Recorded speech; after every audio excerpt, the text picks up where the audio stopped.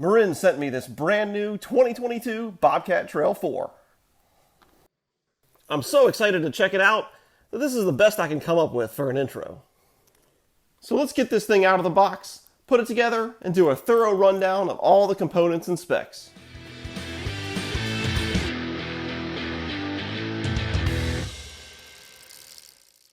While I put this bike together, I will clarify that Marin did send this bike to me. It's a media sample bike, which means I don't get to keep it. I have it for 90 days, and then I send it back. I'm also not being paid to review this bike or make this video. This is just a genuine review from me to let you know what I think about this bike, and hopefully help you make a decision if you're in the market for a bike in this price range. Alright, that all went together very easily. Love it when that's the case. And I gotta say, this bike is just beautiful looking. I love this tan color. You can get it in tan like this, or white, and the white is nice too. But I love the tan color of the frame with these tan sidewall tires. I think it just looks fantastic. So when looking at this bike, I'm going to keep in mind that we're in 2021. We've gone through a major pandemic. It affected the bike industry. Supply was very short. It still is pretty short right now. It also means that prices have gone up for a lot of these bikes, so your money isn't going quite as far as it used to. But at least in the case of this bike, compared to the 2021 model, they've added one really nice feature to it that's going to give you a lot more value, even though there is a little bit more increased cost over the previous year. The other thing I'm going to keep in mind too is the class and the price range of this bike. I mean, this is a little bit over $900. There are just kind of certain things that you get at that price range before you have to step up your money to get something better. This is also an XC bike, so it's not meant to be super slack. It's not an enduro bike. It's not anything like that. So let's go ahead and jump into all the specs and components on this bike. We're going to go over each thing in detail. So I always like to start with the cockpit because that's the first thing you see, the first thing you touch when you get on the bike. So let's first start with the handlebars, 780 millimeters wide. They do not have a lot of rise though. I think only about 12 millimeters rise. So they are almost flat when you look at them. Now that does kind of make sense because this is a cross-country style bike and you want to have a little bit lower riding position for aerodynamics, for keeping weight over the front of the bike, for climbing efficiency and things like that. Me personally, if I were to keep this bike, I would probably put something with a little more rise on it. That's partially just personal preference, and also the fact that I've got some back issues that can nag at me if I'm kind of hunched over a little bit too much. Out to the end of the bars, the grips. These are slide-on Marin branded grips. Slide-on can be a pain because anytime that you want to take off the brake levers or the shifter levers, you have to fight with these things to get them off as compared to lock-on grips. With that said though, these are actually really good slide-on grips. So Marin, for all of their bikes, they have this pattern on their grips that is just really grippy. It's kind of like a sawtooth pattern, and it just grabs onto your fingers and keeps them in place. I really like it. It's the same pattern on here that came stock on the lock-on grips that came on my Rift Zone. And at least one little benefit, at least to the feel of these slide-on grips, is that they are basically the same diameter as these, but there's no plastic inner sleeve on this. So it's all rubber, so it's a little bit more cushiony on your hands. Moving inward, we get to the brakes. These are hydraulic brakes. They are Tektro branded. Tektro is a little bit kind of a lower end brand, at least they're spec'd on a lot of bikes in this price range, but that doesn't make them bad at all. They're the same brakes that I had on my very first mountain bike, and I never had an issue with those at all. They stopped the bike just fine. They had a nice feel to them. It will be interesting to see how I like these now that it's 2 or 3 years since I've had a bike with these brakes on them. Now when it comes to the rotors down lower, you've got a 160 millimeter rotor in the rear, and they did give you the upgrade to the 180 millimeter rotor in the front, and that makes sense because just like a car or any other vehicle, most of your stopping power is coming from the front, so that bigger rotor is just going to give you a little bit more braking power. Now coming a little bit further in, this is the bright spot, the thing that has changed since last year and the thing that I am most excited about. It's now a 1x drivetrain. It's a Microshift Advent, so that's a 9-speed with 11 to 46 tooth in the rear. If you don't already know, 1x drivetrain, it basically means you have one chain ring in the front, then all your gears are in the back. That's where those 9 are that go from 11. That's the smallest one. That's your highest gear when you're pedaling, going really fast, to the 46, which is a bigger gear for your climbing, for your slower speeds. Now personally on my Rift Zone, I upgraded that drivetrain to a Microshift Advent X, which is basically the 10-speed version of this exact same drivetrain, and that goes from 11 to 48.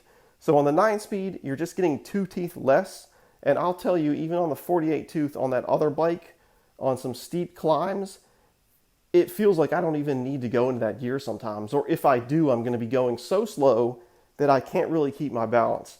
So this is a great upgrade from the previous model year. It's about the best drivetrain you're going to find on any bike in this price range. Now the other thing with this Microshift Advent drivetrain is that derailleur in the back has a clutch in it.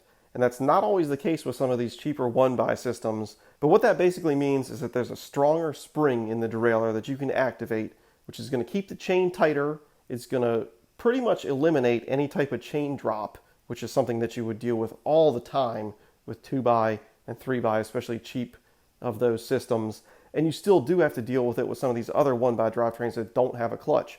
But this one does. So it's going to reduce chain slap, and it's going to keep the chain on, and it's just going to make everything work better. All right, coming all the way into the center now, we're at the stem. This is 45 millimeters long, which is a good number. It's pretty short. I did sit on the bike, and it actually does feel a little bit stretched out to me. So we'll see as I ride it how that feels. I'll probably get used to it really quickly. I can say that it doesn't look like there's any rise to the stem at all. It's also very beefy looking. It doesn't have any branding on it, but I'm sure it's plenty strong. I'm guessing it's probably on the heavier side too, just by the amount of metal that's used. All right, down from the stem, we have an FSA headset. So that is nice to see that they've gone with a brand name there. I'm sure that those are cartridge style bearings on the inside, which is just going to make them last longer, easier to service if you do want to ever change those bearings out if they wear out or whatever. But that's like so far down the road with any of these bikes nowadays. Working our way down, we're at the fork now. This is an SR Suntour XCM. It has 120 millimeters of travel. Now this is a coil spring fork, and it falls right in the middle of the sort of XC range of the SR Suntour forks. You got the XCT, the XCM, and the XCR, and there's also an XCR Air. Without riding it, I'm going to go ahead and just say this is probably the biggest thing that's going to hold this bike back. Basically, with a coil spring fork, most of them don't have any type of rebound adjustment, and this one does not. So when you press down on it, when you hit a bump, it's going to compress, then it's going to spring back at the same rate that it compressed. And that's not really a good thing because you want to absorb a bump and then have it come back at the rate that you want, and that also depends on your weight, your riding style, things like that. So air forks are going to give you the adjustability that you need to tune it to your weight to get the rebound feeling how you want it to, and you just can't do that with a coil spring fork like this. That said, there are a couple ways that you can adjust it. There is a preload adjustment over here, and then you've also got an open to lockout switch on this side.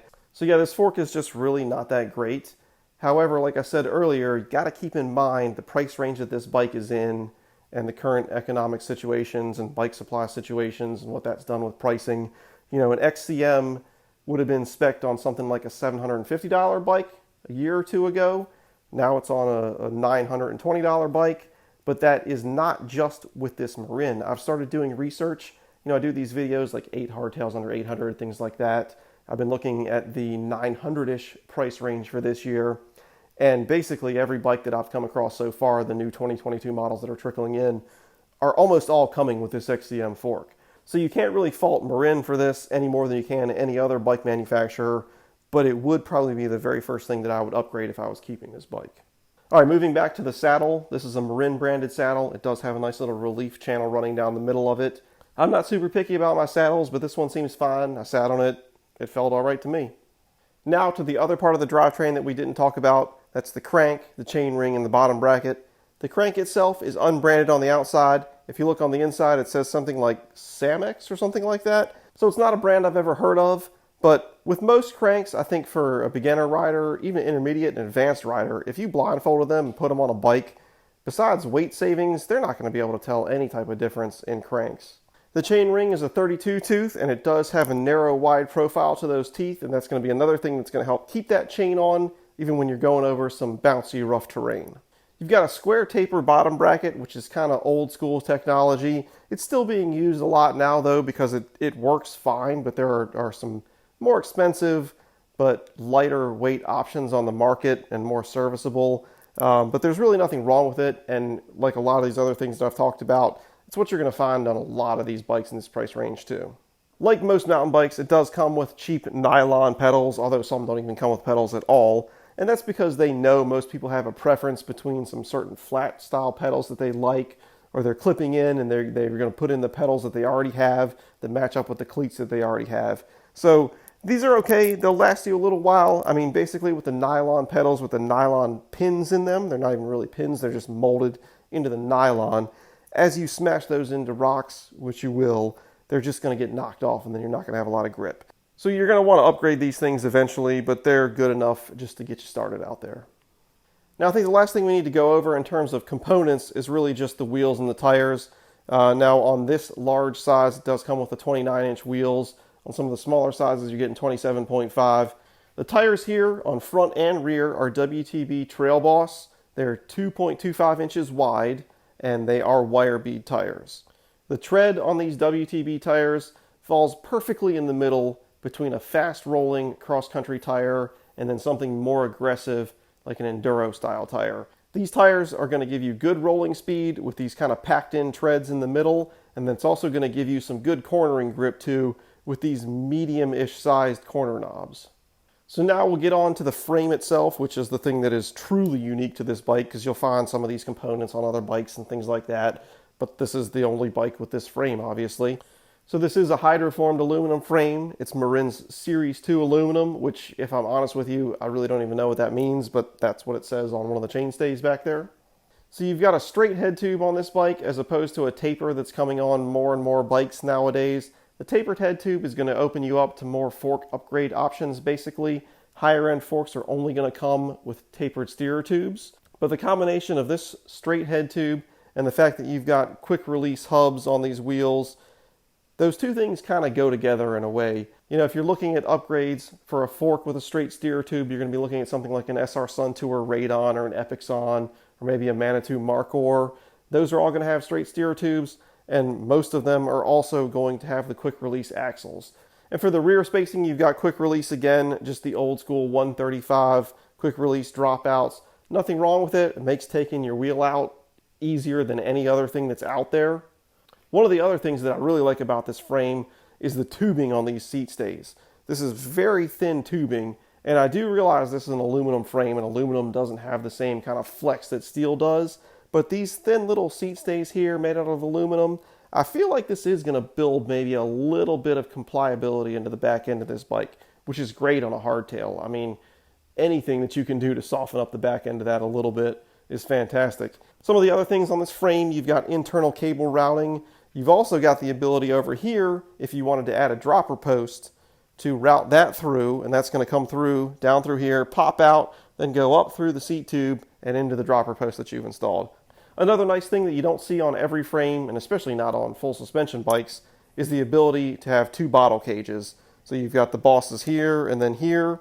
Now a couple quick geometry figures before I wrap up this video. Obviously you can look at the geometry charts online, but the head tube angle is at 67 degrees. To me that's really the sweet spot, especially for an XC trail bike like this.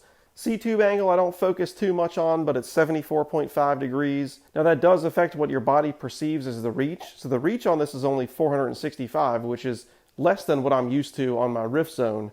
But with that seat tube being kicked back a little bit more, it's pushing the seat back a little farther. So that's going to wrap it up for this video. Stay tuned for the next video where I give this thing a real true test on the trail. So I'm going to take this on a handful of rides on a bunch of different style trails that we have around here. That way I can find out what it's good at, maybe what it's not so good at, what things could be upgraded if I was going to keep this long term, and whatever else may come to my mind. So thank you for making it this far in the video. If you have any questions, leave them in the comments. I love to read the comments. I respond to every single one of them. If you enjoyed the video or you got something useful out of it, give me a thumbs up. If you want to see what's next with this bike, with the trail ride and the review, make sure you subscribe to the channel and turn on those notifications too. So thank you again for watching. Big thanks to Marin for sending me this bike to review. I'm super stoked on getting to take this thing out on the trails and make another video about it. So hopefully you're excited to see that. Stay tuned, and I'll see you next time.